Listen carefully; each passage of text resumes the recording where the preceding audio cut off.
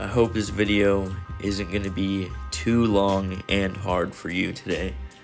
That's what she said. Welcome back, guys. We're making another office video today instead of Dwight, because we have 2 videos on him already because he was highly requested. Now we've got Jim Halpert, and I'm just super excited because this drawing turned out really good, and I really want you guys to see it at the end, so just stay around. I'm going to teach you some tips in about 7 minutes or so.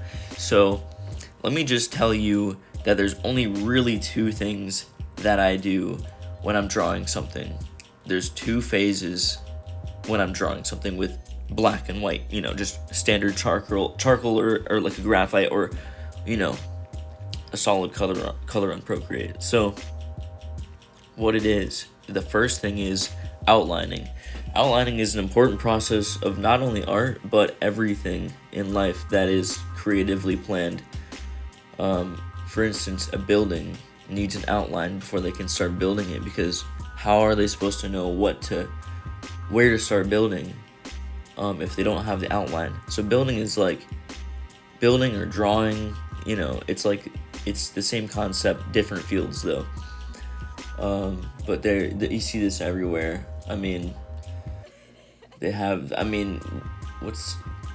could say like cake decorating. You have the layers, and then the base part of it, you put on icing. The icing would be like, it'd be the same thing as shading in drawing. It'd be the same thing as that, but different field, obviously. It's like the pattern, or the thing that shows you the layout. That's like the blueprints. Like, everything has its blueprints. This is what it is. This is the blueprint for what I'm about to shade. Because I could just start shading if I knew exactly where to shade already, and I was just planning it out as I did it. Like, I didn't even need an outline, which I think there are people that can do that, and I think I might have used to do that. So if that works for you, then just keep doing that, But I find that if I really want things to be really in proportion, I will do an outline, and as you can see, I made some lines going across his face that show me where I can put the nose. Like, if you look at the reference of Jim, the ear and the nose are kind of slightly, the nose is slightly down from the ear, which creates an angled line. But if you do it, across the center of his face, he is symmetrical because he's human, and so you can use that as a reference, just draw down the line for both ears and mark the tip of the nose in between that right on that intersection, and do that with the eyes as well. But you don't have to, nothing goes in the middle of the intersection. And the ears, the ears are really easy. Just draw them how you see them. Ears are pretty good. I don't mind a good ear, you know what I'm saying? Noses are my favorite to draw, though. Comment below what your favorite thing to draw is, and this will be so funny, actually, because if this video blows up, you'll go to the comment section and immediately see a bunch of different facial body parts. Nose, eyes, hair. Do that, freak everyone out. They'll be like, oh god, I'm going to a different video. This isn't even helpful. I just see body parts. But yeah, man, just keep shading, like the Loomis face, or planes of the face.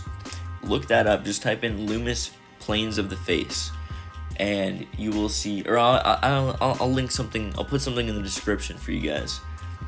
But check out Loomis planes of the face. It'll show you literally which planes stick out the farthest and which ones you should shade, assuming that there's a light source coming from above or below. Like, honestly, all you need to know are the planes of the face, because we have such amazing brains that we can just imagine. We can tap into the imagination and see what where to shade. Like, you don't have to be a genius to realize that your cheeks below, like when they hit the your cheeks bow out. It's like a little pocket of fat, you know? And there's obviously going to be a shadow on the bottom if there's a light source from above. So we can tell here, it's all about like creating an illusion. Like, people that are looking at your art, they want to see that you know how to create the illusion, which is like shade where there's no light. And, you know, our brains just see it. Like, that's why if you drew, you know how you can tell if you did a good drawing in the 21st century? I think we're in the, no, yeah. You just use Snapchat and you see if if it recognizes the face as a face and puts a filter on it. That's actually funny. It's like one of the funniest things you can do. And if it does that, then, you know, it worked. But I don't know what the threshold is for that, so I don't know. But guys, I've been talking. Jim specifically has some defining features, just in like, because this is titled "How to Draw Jim Halpert from The Office," and his nose is pretty big, so that's a defining feature. I'll just tell you that his nose is pretty big. He kind of looks like an elf. I'm not trying to roast you, bro. I love your show that you're doing. Some good news. That's an amazing show. Check that out if you haven't already. Check out his show, Some Good News, and it's awesome. Like, they do instead of doing scary shit like how we're trying to be programmed from in fear, you know, we on the regular news, and you know the ratings for that. I don't know. I mean, but if you check out his channel, he's got some good ass stuff, very positive stuff. That's you know, it's amongst all this bad stuff, it's a good outlet to see a ray of sunshine coming in. But, you know, I'm trying to be all literary with my words, I guess. I don't know. I don't even know if that was the right word. Eloquent, something. But yeah, guys, here I'm darkening some stuff. Like, after you start shading, you're like, dang, there's some areas that I really need to go back and shade because they're not dark enough relative to the other stuff. Also, I'll leave you with a tip.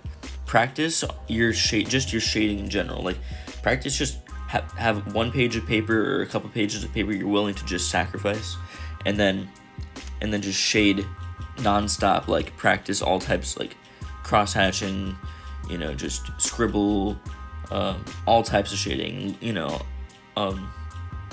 just look up types of shading, or I might link that down there as well too. But that's all I've got for you guys today. If you like this video, if you learned something from it, I know this wasn't like a standard tutorial like how people would expect on YouTube, but I offer like a unique method, I think, because I'm not so XYZ. It's more of just you do it your own way, but just know outline and then shading. Those two things will create a nice portrait for you, or a nice anything. So thanks for listening to this video. Thanks for watching it. Subscribe if you'd like. Peace out.